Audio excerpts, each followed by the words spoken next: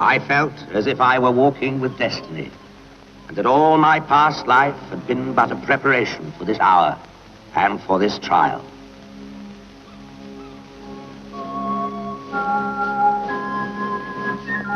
Excursions to the beach were organized with military thoroughness, for he is the fortress commander.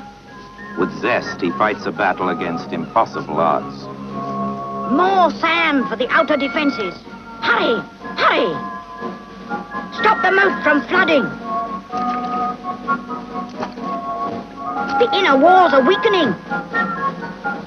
More sand! More sand! Hurry, hurry!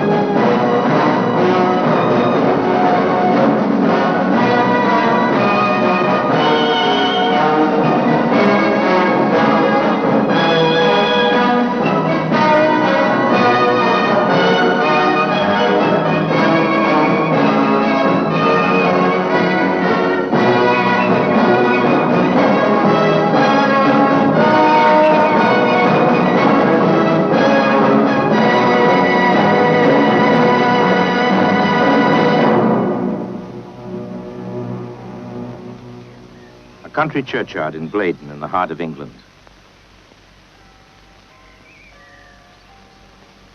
Among these simple country people lie his ancestors, members of an illustrious family, rooted deep in English soil and English history, the Churchills.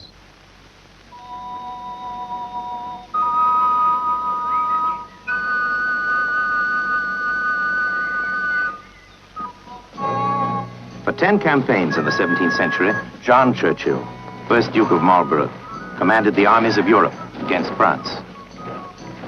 In Bavaria, he fought his greatest battle and most glorious victory.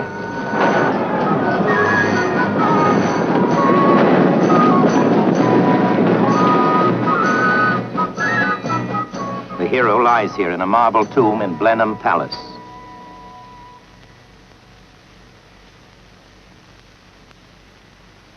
Blenheim, named for the great victory, given to the Duke of Marlborough by a grateful nation, the ancestral home of the Churchill family, one of the great houses of England. The trees themselves are marshaled in the formation of the Duke's infantry of that famous battle.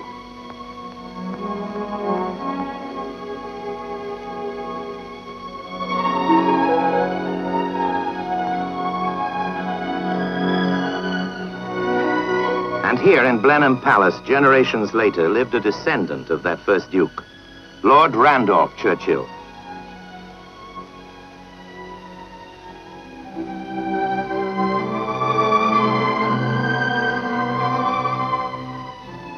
At the Cowes Regatta in 1873, he met Jenny Jerome, a beautiful American, fell in love with her and proposed, all within 48 hours.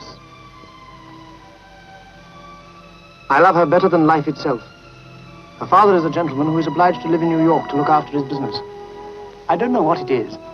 Mr. Jerome was a banker and the owner of the New York Times. They were married, and Lord Randolph brought his bride home. As we passed the entrance archway and the lovely scenery burst upon me, Randolph said with pardonable pride, "This is the finest view in England."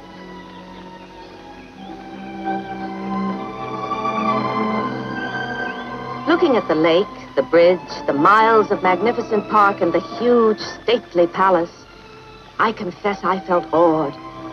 But my American pride forbade the admission. She was 19. He was 23. Within the year, he was to launch his brilliant career in Parliament. And in the same year, 1874, on November 30th, there is a house party at Blenheim, followed by a ball.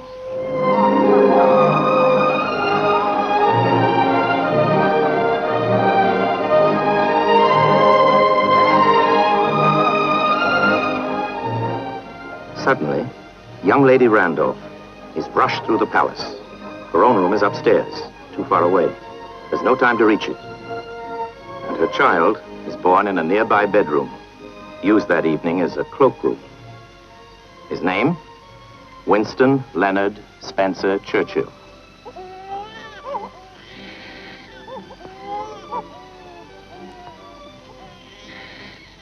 Ladies and gentlemen, I am now nearing the end of my journey. I hope I still have some services to render.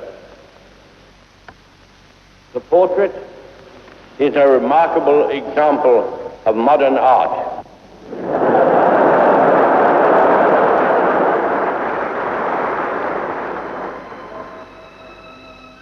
Lady Randolph preserved his baby clothes, even locks of his hair. Winston was a lively boy, mischievous, full of high spirits, and happy, until that awful day when he is sent to school. He finds it a terrible experience, and he is a terrible student. As life unfolded, I've been astonished to find how many more degrees I have received than I passed examinations.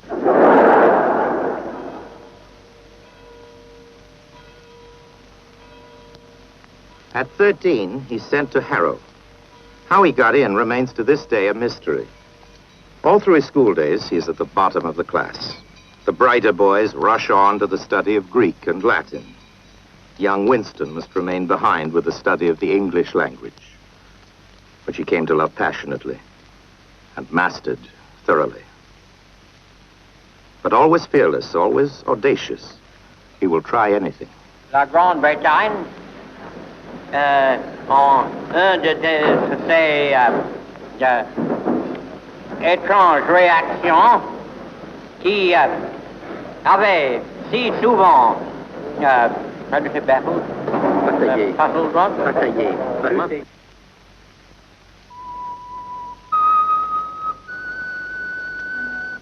As a little boy in Blenheim, wandering through the vast palace, Winston discovers a love for books and the way they are written, a love of history and the makers of history. Later on, he is to devour Macaulay and all Gibbon's Decline and Fall of the Roman Empire. The rolling, eloquent prose is to influence his own forever. History, with its flickering lamp, stumbles along the trail of the past, trying to reconstruct its scenes, to revive its echoes, and kindle with pale gleams the passion of former days.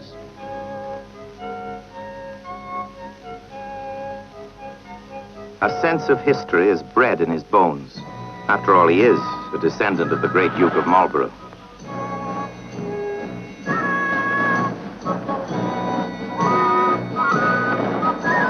His ears ring with the thunder of the hero's guns, action, adventure, and great deeds. This is the life young Winston yearns for.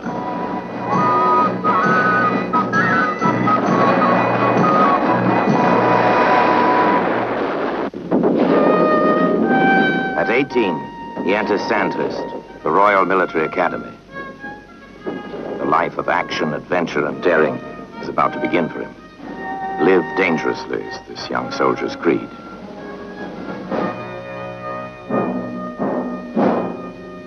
And at 20, he hears his first gunfire in Cuba, where a little war is on. Also, he is introduced to expensive Havana cigars. His taste, he declares, has always been inclined to the best of things, and the best is none too good.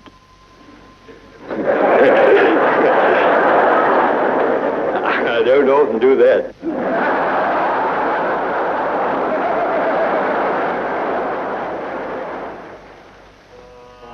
21 years old, he joins his regiment at Bangalore in India. Live dangerously.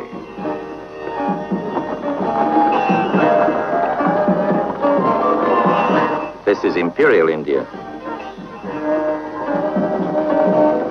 And here he learns polo, playing the game with all the dash and courage he is to bring to military skirmishes in the hills against local tribesmen.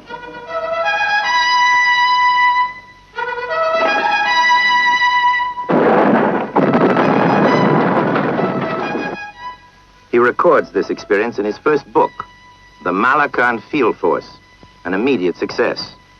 He then writes a novel, which he doesn't like and immediately urges his friends not to read.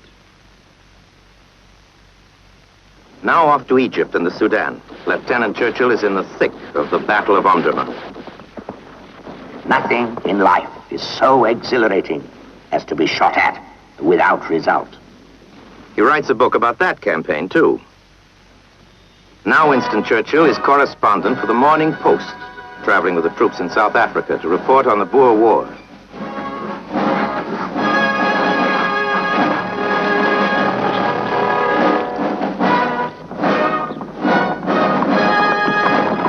He is captured and makes a daring escape, but an insultingly modest reward is offered.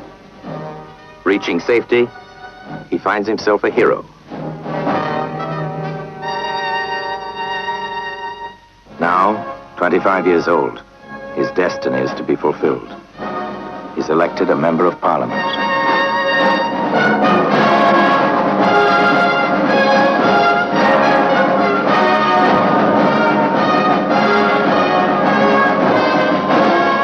Is to serve 6 sovereigns in their turn. The scholar who did so badly at school is to become one of the great parliamentarians of all time. I am a child of the House of Commons. I was brought up in my father's house to believe in democracy. Trust the people. That was his message. He enters politics just as socialism is emerging, the trade union movement, a time of change and turbulence. Already the turbulent young politician is known affectionately to his electors as Winnie. Winnie is a fierce and courageous fighter, and it takes courage to deal with those formidable women, the suffragettes.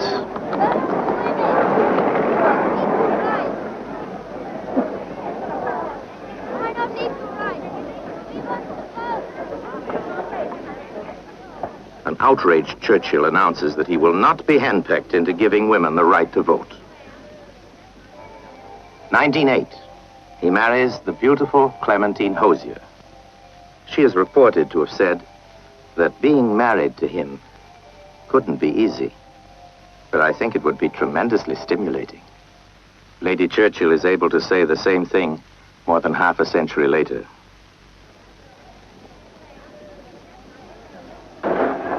January 1911, gunfire in Sydney Street in London's East End.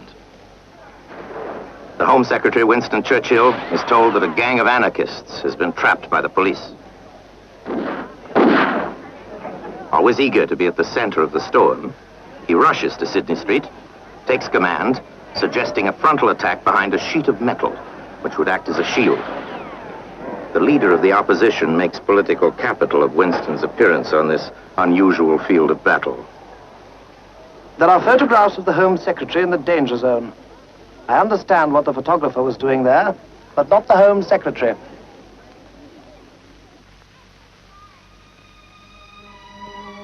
In the years to come, Sydney Street will twice hear the sound of battle.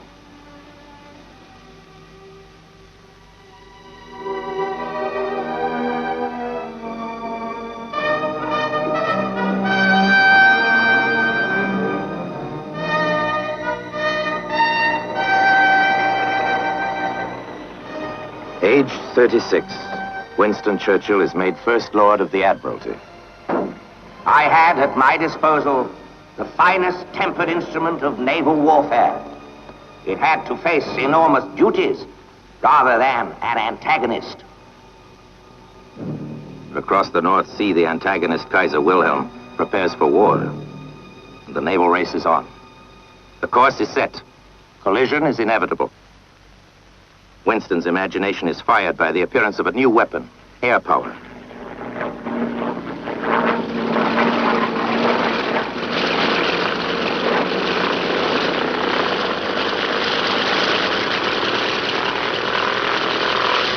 The Royal Flying Corps is established, and he promptly develops its naval wing, the Royal Naval Air Service.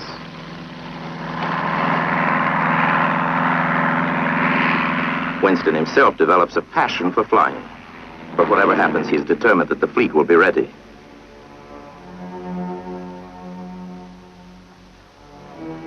The British Navy has been unchallenged for more than a century, but the new First Lord strengthens and modernizes it.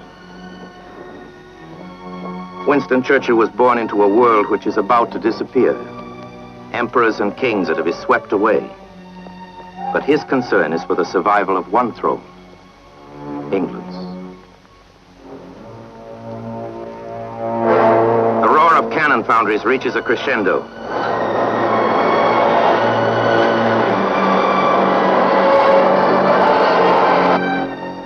British ships and naval establishments are waiting for battle orders. August the 4th, 1914, they received this message from the Admiralty. Commence hostilities against Germany.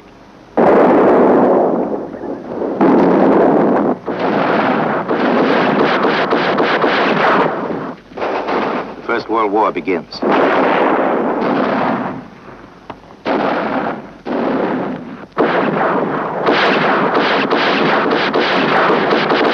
On land, the Germans sweep through Belgium and northern France, thrusting forward towards Paris. Then, the war of movement ends. Trenches are dug. Trenches from the North Sea to the Swiss frontier. In the deadly squalor of mud and rats, the hellish pattern of World War I is set behind barbed wire for 4 long years. Typically, the aggressive First Lord of the Admiralty is also busy with affairs outside his province. This war on land. He demands a machine that can cross trenches. And soon, embryo land battleships make their appearance. The actual conflict had to be more like one ruffian bashing the other on the snout with a club, a hammer, or something better. Something better. The first crude tank is born. The German army pushes forward to the North Sea. Belgian troops retreat and take refuge in Antwerp. Surrender of the port appears imminent, but the British Navy is there. Armored cars and armored London buses operated by Marines. Another Churchillian idea. He himself arrives in Antwerp to rally the defenders. Allied troops fight on against impossible odds. 5 days later, the city falls. But the delay has saved other channel ports for the Allies, and their supply lines to the front are kept open.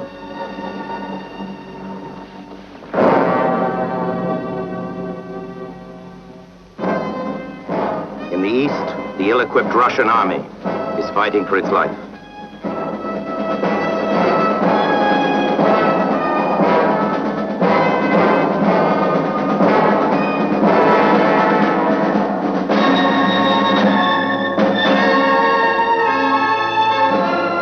January 1915, the Tsar and the Imperial High Command send an urgent appeal to the French and British.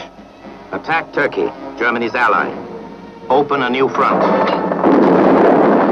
Shell the Turkish forces along the Dardanelles, says Churchill. Sail to Constantinople, and in one mighty thrust, force a route through to the Black Sea and relieve the exhausted Russians. There are heavy naval losses, and the authorities back home grow timid. But Churchill is adamant. Take Constantinople. Take it by ships if you can. Take it by soldiers if you must. Take it, whichever plan commends itself. But take it, and take it while time remains. At last, the Allied troop convoys arrive. But there has been delay, and the Turkish garrisons are strengthened. The soldiers land and move forward into a whirlwind of death. Winston Churchill calls for more men, for more ships. He's refused them. A supreme enterprise was cast away. The light of victory was shining clearly before us, yet we could not get the strength, the power, and the driving force to follow it. The Dardanelles campaign is a disaster. At home, public opinion is outraged and Churchill is blamed. 40 years old, he says, "I am finished." The First Lord of the Admiralty is dismissed. Always at the center of history, he's thrust aside, banished. His career in ruins, he prepares to go to France as a soldier.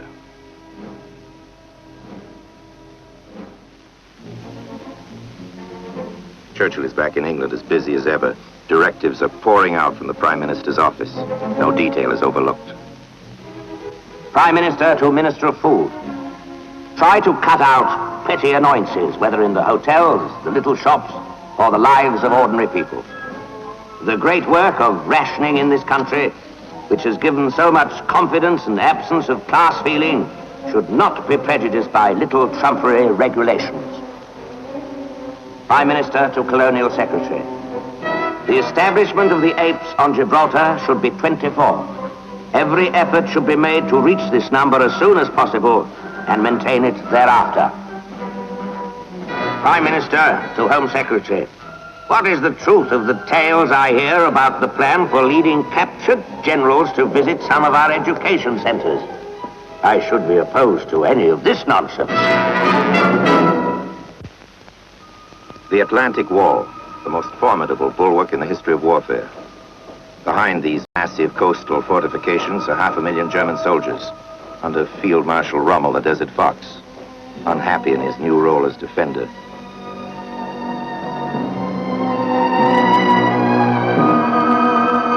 Behind this shield of fire and concrete, of barbed wire guns and death traps, the conquered peoples of Europe lay prostrate. But deliverance is near.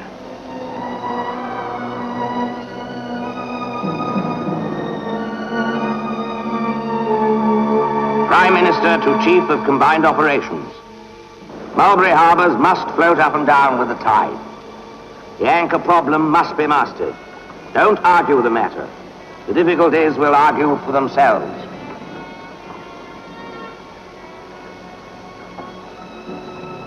The underwater pipeline for fuel, Pluto. This idea and many others aroused my personal attention, and when it seemed necessary, my intervention.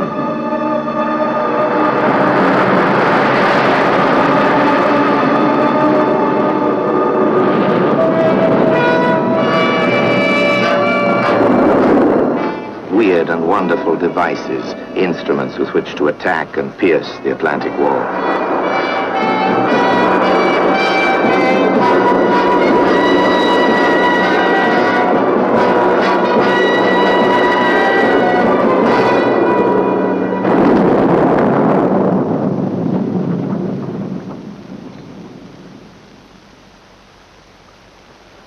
Do not despair, brave Norwegians.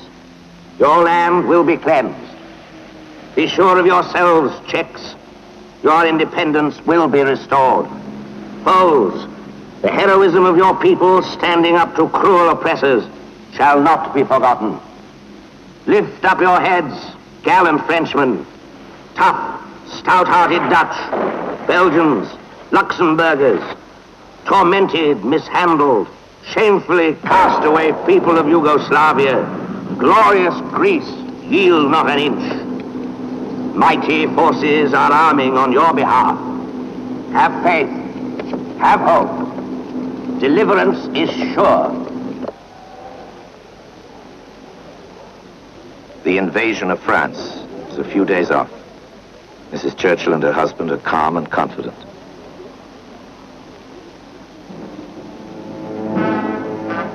The hour of our greatest effort and action is approaching. When the signal is given, the whole circle of avenging nations will hurl themselves upon the foe and batter out the life of the cruelest tyranny which has ever sought to bar the progress of mankind.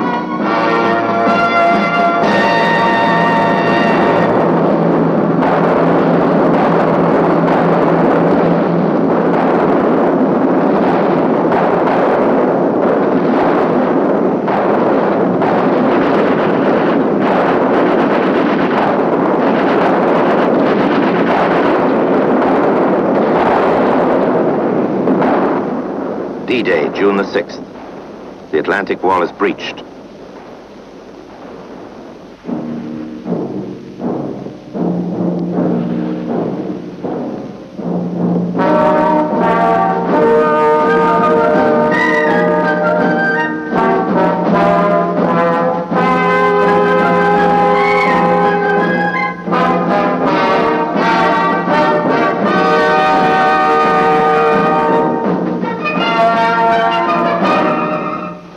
D-Day +5, Churchill steps once again upon the soil of France.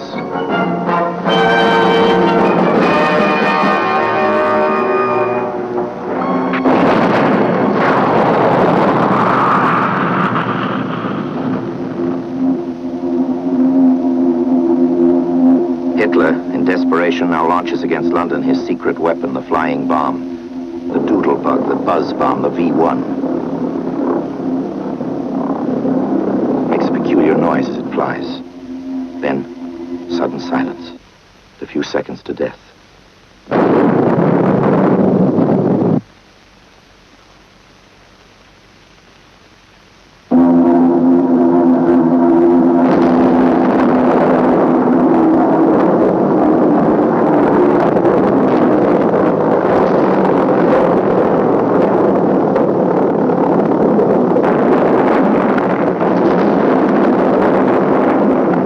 Blind, impersonal nature of the missile made the individual on the ground feel helpless.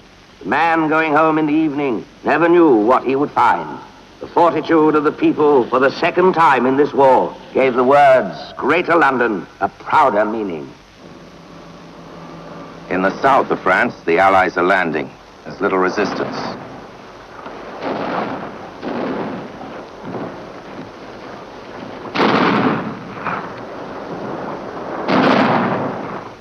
But in the north, in Normandy, the battle is bloody and fierce.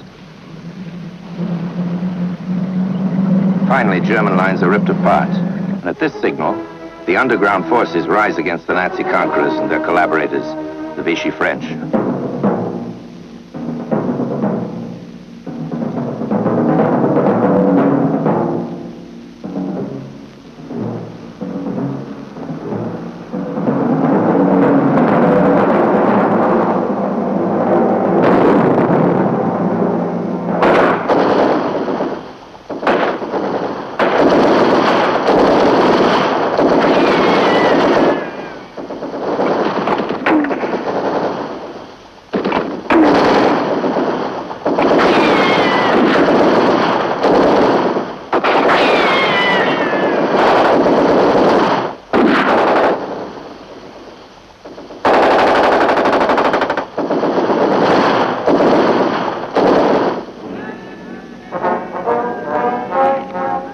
Churchill had always wanted Paris to be liberated by the French army rather than by Americans or British.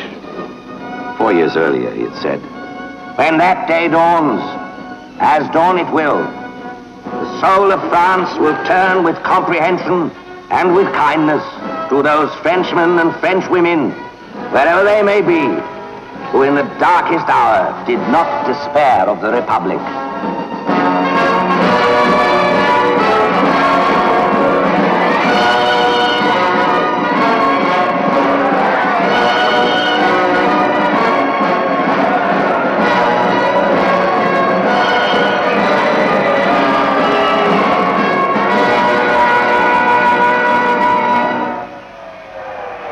Later, a happy Churchill comes himself to the City of Light.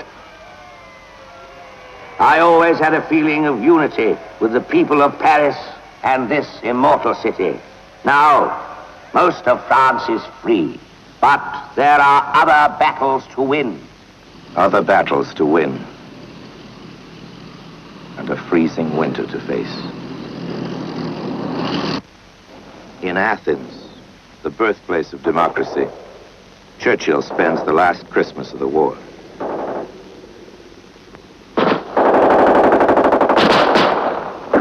German tyranny has been crushed, but communist guerrillas have come out into the open, and a civil war begins. Russian imperialism and the communist creed have become a mortal danger. I took direct control. I ordered British troops to intervene and fire upon the treacherous aggressors.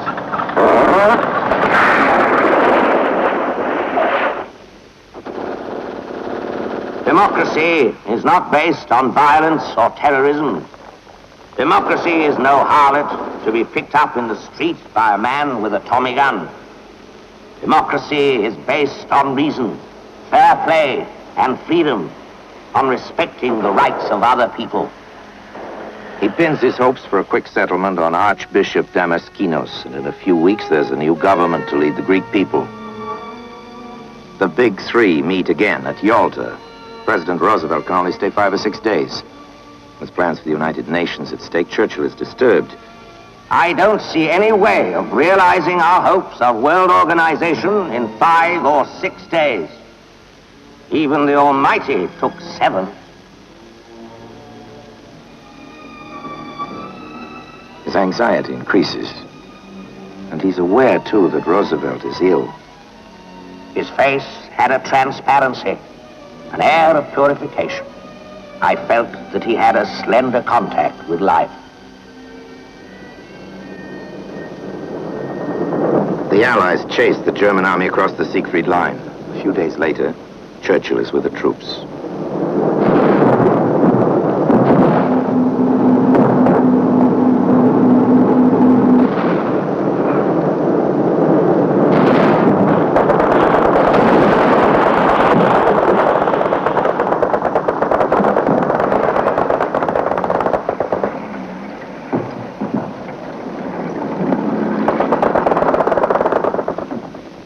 Hitler's tracks, he crosses Germany's ancient moat, the Rhine.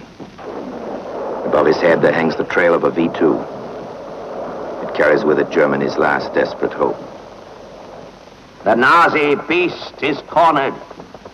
Its destruction is inevitable.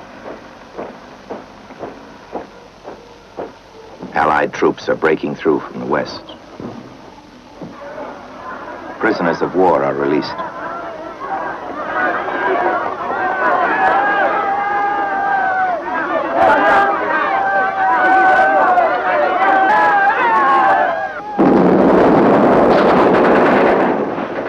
Agreement among the Allies, the Russians take Berlin. They gained the strategic and political advantage of being in the heart of Europe. This struck a knell in my heart. And now, with the surrender of Germany so close, there comes tragic news on the little radio at Chequers. No longer would he hear that familiar voice. This duty we owe, not to ourselves alone, but to the many dead who died to gain our freedom for us, to make the world a place where freedom can live and grow into the ages. He was the greatest American friend that Britain ever found, and the foremost champion of freedom and justice who has ever stretched strong hands across the ocean.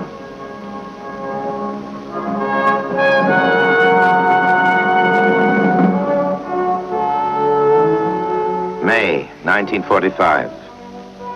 The bulk of the German forces capitulate to Montgomery as unconditional surrender brings fighting to a halt on all European fronts.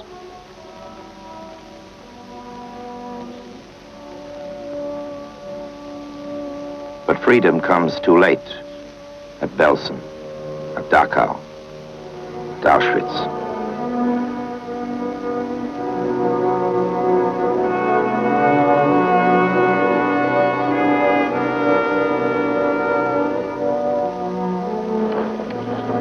The collectors of gold from teeth, the makers of lampshades from human skin, brazenly they pretend that nothing has happened. The exterminators who had nothing to do with it. The generals who had nothing to do with it. The German army once again proved the truth of the saying, the Hun is always either at your throat or at your feet. The mighty warriors await their squalid ends, or have already met it. Himmler, suicide. Mussolini, strung up on a meat hook in Milan.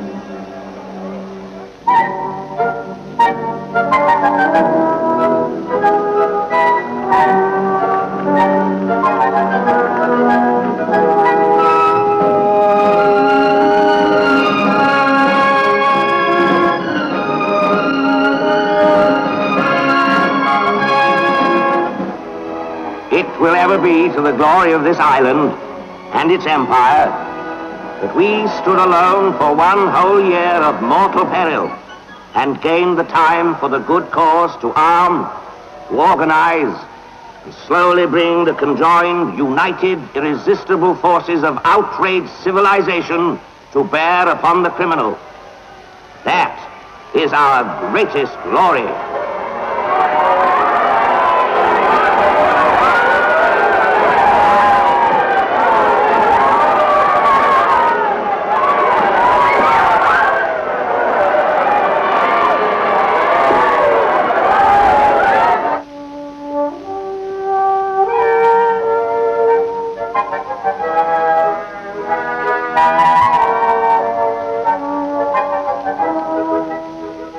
Never accepted what many people have kindly said, namely, that I inspired the nation. Their will was resolute and remorseless, and it proved unconquerable. It was the nation and the race dwelling around the globe that had the lion's heart. I had the luck to be called upon to give the roar.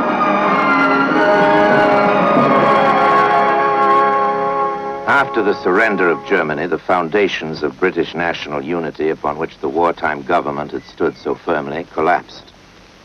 Churchill is caught in the turmoil of a general election. Concerned with the fate of the post-war world, he is called for a meeting of the heads of state. And for the conference at Potsdam, there steps ashore in Europe an ex-soldier of the First World War, Harry Truman.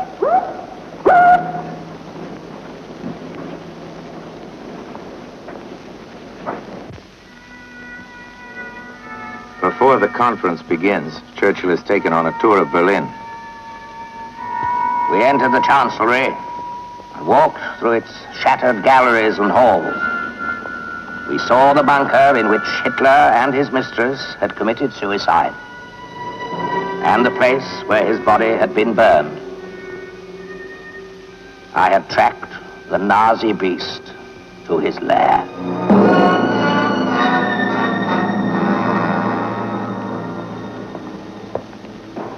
In Potsdam, the new American president brings news of the atomic bomb soon to end the war in the Pacific. And while the conference continues, the British Prime Minister flies home 1 day before the elections. I went to bed in the belief that the people would wish me to continue my work. However, just before dawn, I woke suddenly with a sharp stab of almost physical pain, conviction that we were beaten.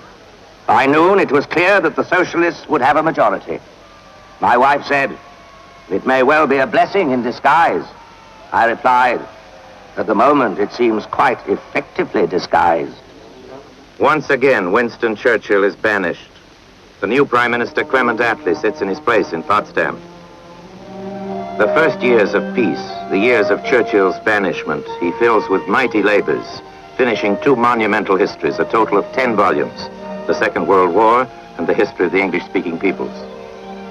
And now, the voice in the wilderness speaks again new warnings to a world divided, as he puts it, by an iron curtain.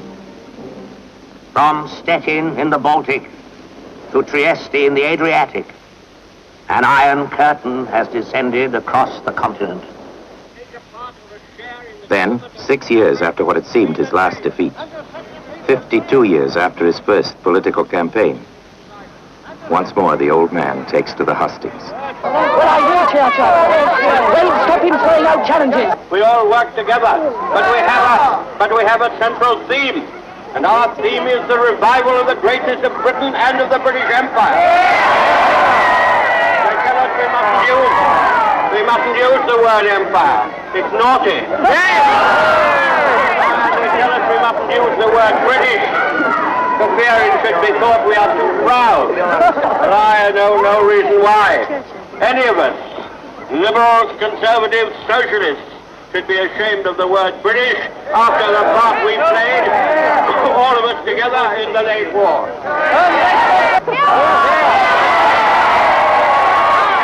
Once again, Winston Churchill is Prime Minister of England, aged 76. From his sovereign, he receives the highest honor in the land, the Order of the Garter. Now he is Sir Winston. The first Sir Winston had been the father of his childhood hero, the Duke of Marlborough. Lady Churchill in Stockholm, in the name of her husband, accepts for him the Nobel Prize for Literature. The citation reads, "He always stood forth as the defender of eternal human values."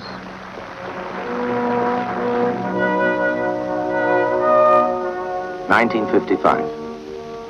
80 years old. He says farewell to his queen.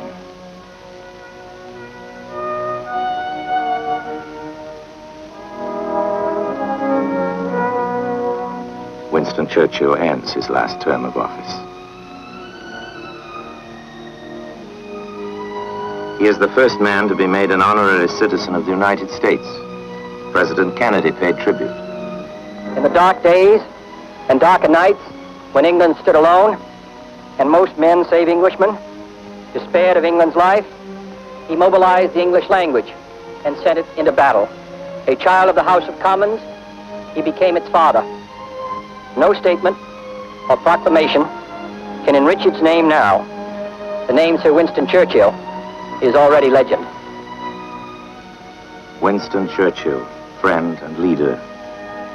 Winston Churchill, father and husband. Winston Churchill, writer, master of history and biography, his works printed in every language known throughout the world. Winston Churchill, painter. I must say I like bright colors. When I get to heaven, I mean to spend a considerable portion of my first 1,000,000 years in painting. So, get to the bottom of the subject. Then I shall require a still gayer palette than I get here below. There will be a whole range of wonderful new colors which will delight the celestial eye. Winston Churchill, inheritor of history, recorder of history,